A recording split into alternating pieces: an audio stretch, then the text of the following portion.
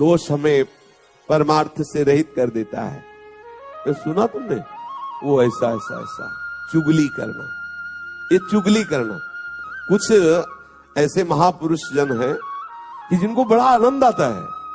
कभी कभी ऐसा अवसर मिला तब लगता है कितनी रुचि से किसी की निंदा की जाती है, कितनी रुचि से बात की जाती, और बार बार उनको हटा के भगवत वार्ता करो, चुप रहो, सुनो। वो ऐसा उनको इतना सुख मिलता है मानो उनको चक्रवर्ती सम्राट पद पे अभिषेक मिल जाएगा इस बात से। देखो, अपने परमार्थ मार्ग के साधक हैं, अपनी कोई निंदा करे तो उसकी भी हमें निंदा नहीं करनी। उसके द्वारा जो हृदय में जलन होती चुपचाप सह लेना है, पर किसी की निंदा नहीं करना। कोशिश करो किसी और की निंदा आपको सुनने को न मिले, कोशिश करो आपको अपनी निंदा सुनने को मिले। कोई निंदा कर रहा है तो आप कान को कहो सुनो, क्योंकि अब जलेगा हृदय ना, और जब हृदय जलेगा तो फिर सही हो जाएगा। अगर अपनी निंदा हो रही तो कान में उंगली मत डालना, जरूर सुनना, लेकिन जब किसी की निंदा होने लगे तो कान में उंगली डाल लेना। जब अपनी प्रशंसा होने लगे तो कान में उंगली डाल लेना, जब दूसरे की प्रशंसा हो रही तो उंगली हटा लेना। तो अंदर तुम्हें पता चलेगा कि क्या है तुम्हारी स्थिति। दूसरे की प्रशंसा सुनकर आनंदित होना, ये हमारे साधुता के मार्ग में लाभदायक है।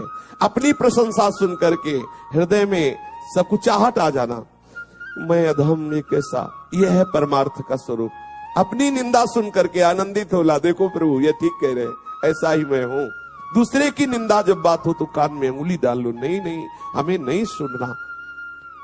बोलना तो है ही नहीं किसी के विषय में, पर चर्चा ही हमें दोष से युक्त कर देती है।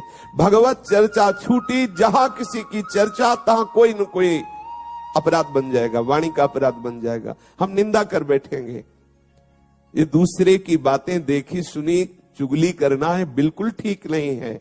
एक दूसरे के विषय में वार्ता करना परमार्थ के हानि की बात है। जब एक दूसरे मिले तो बोधयंता परस्परम, भगवत चर्चा करें।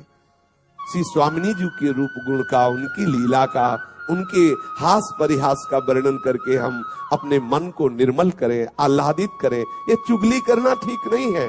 शास्त्र आदेश करता है कि ये जो चुगली करने का स्वभाव, इसे छोड़ो, क्योंकि इसके छोड़ने से आपका हृदय निर्मल होगा। ये वो सद्गुण है जो भगवान को अधीन कर लेते हैं। हमें किसी के विषय में नहीं बोलना, यहां तक कि अपने बताओ। ये बड़ा सूक्ष्म विषय धर्म का है। जब धर्म स्वरूप बैल को जब परीक्षित जी ने देखा कि उसके चरण टूट गए हैं, तीनों एक चरण से चल रहा है और एक पुरुष प्रहार भी कर रहा है, पूछा बैल से जो धर्म रूप में था कि आपको दंड कौन दे रहा है?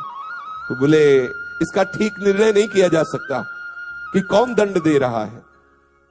जैसे जैसे वार्ता हुई परीक्षित जी समझ गए ये धर्म है, क्योंकि धर्म कहता है कि अपने को भी जो सता रहा है हम उसका भी परिचय न बताएं, क्योंकि वो कोई न कोई मेरा कर्म ही है जो उसको प्रेरित करके आया है और मुझे दुख दे रहा है। वो बेचारा तो निमित्त मात्र है, वो थोड़ी हमें दुख दे रहा है। कोई न कोई कर्म, को न काहू के दुख सुख कर दाता, निज कृत कर्म भोग सुन भाता। अगर कोई हमें आकर के पीट रहा है तो सच्ची मानिए हमारा कर्म ही कोई उसके ऊपर बैठ गया और वो आकर हमें पिटवा रहा है, हम उसका भी विरोध नहीं करते। यही तो साधुता है। इन्हीं सद्गुणों से तो प्रभु रीझ जाते, प्रभु प्रसन्न हो जाते हैं। हमें ये बात धारण करनी हृदय में। प्रभु के मार्ग में चलने का आपका उद्देश्य है तो आप चुगली करना छोड़ दीजिए।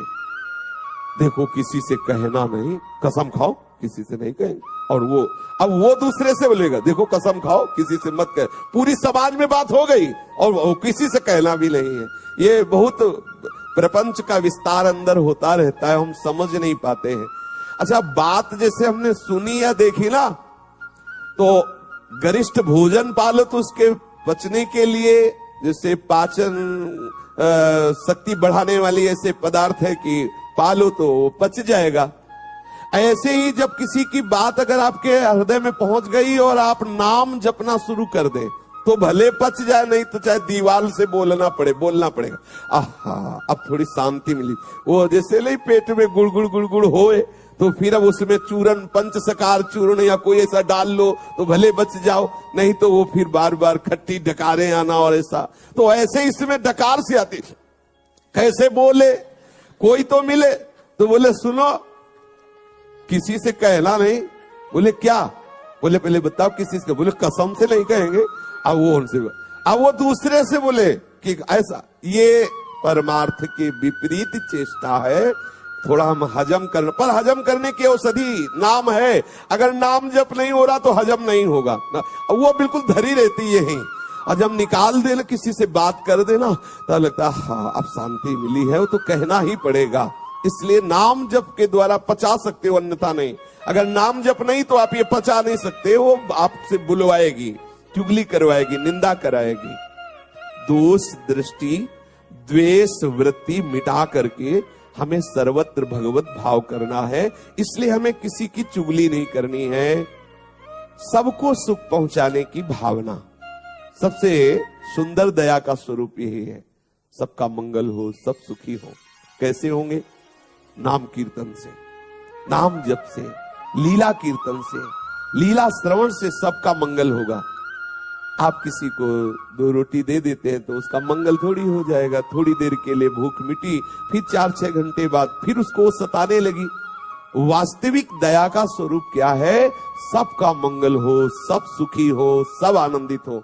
तो किससे होंगे? सबका मंगल, सबका सुख, प्रभु का नाम कीर्तन श्रवण करना, प्रभु का नाम कीर्तन गायन करना, प्रभु की लीला कथा श्रवण करना, प्रभु की लीला कथा गायन करना सबसे बढ़िया निरपेक्ष दया है।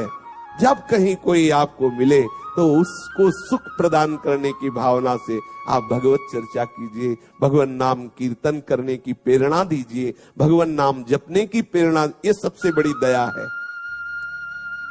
नाम सुकृत धन अपनी जीवन, ये हमारा जीवन है। राधा नाम हमारा जीवन है, हमारा प्राण है, सबसे बड़ा धन है, परम धन है।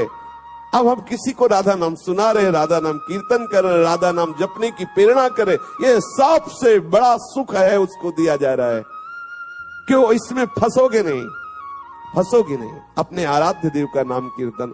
अगर कहीं अन्य भावना करके अन्य दया करना शुरू किया तो फंसने के चांस है। सबसे हित की भावना, सर्वभूत हिते रताः। कैसे हित होगा? केवल किसी को थोड़ी औषधि दे दी, थोड़ा भोजन दे दिया, वस्त्र दे दिया दया करके, तो ये कोई खास दया नहीं हुई। सदा मंगल होता रहे। यदि उसके नाम रूप लीला धाम में कहीं भी रुचि हम पैदा कर पाए संग के द्वारा, ये बहुत बड़ी दया हो गई, ये बहुत बड़ा हित हो गया, उसका बहुत बड़ा मंगल हो गया। ये हृदय में विचार कीजिए। सर्वभूत हिते रताः कैसे होगा? भगवान नाम से होगा, भगवत लीला गुणगान से, भगवत रूप चिंतन से होगा। कोई भूला हुआ जीव यदि भगवान नाम जपने लगे, उसका मंगल हो गया। उसके शरीर से ऐसे परमाणु निकलेंगे, जहां वो रहेगा वो आसपास वातावरण मंगलमय होने लगेगा। अगर एक आदमी दुराचारी है, गंदे आचरण करता है, तो जिस मोहल्ले में रहता है वो पूरा मोहल्ला दूषित हो जाता है।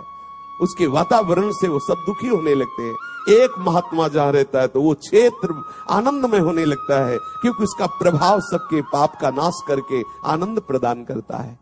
इसलिए सच्ची दया अपने ऊपर और सबके ऊपर यही है कि खूब भगवान नाम कीर्तन किया जाए, भगवान नाम जप किया जाए, भगवत लीला गायन श्रवण किया जाए। भगवान दया समुद्र है। सभी को शुद्ध करने के लिए देखो भगवान अवतार धारण करते हैं।